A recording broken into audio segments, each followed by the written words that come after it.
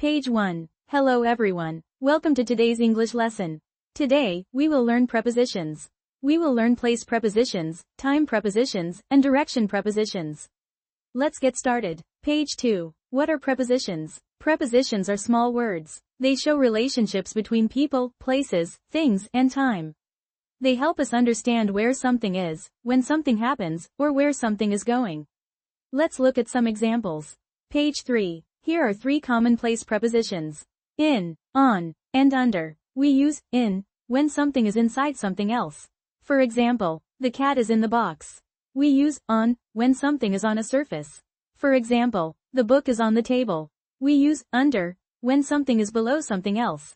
For example, the ball is under the chair. Page 4. Let's learn more place prepositions.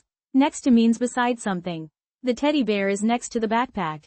Between means in the middle of 2 objects. The plant is between the 2 books. Behind means at the back of something. The teddy bear is behind the box. In front of means before something. The ball is in front of the goal. Page 5. Now it's time for a quick practice. Question 1. The cat is. The box. Pause and think. Question 2. The plant is. The table. Pause and think. Question 3. The teddy bear is. The box. Pause and think. Can you get 3 out of 3? Page 6. Now let's learn time prepositions. We use at for specific times. For example, at 7 o'clock.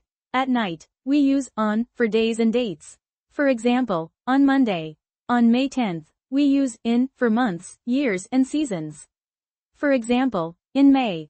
In the year 2025. In summer. Page 7. Let's practice. Question 1. I wake up, 7 o'clock.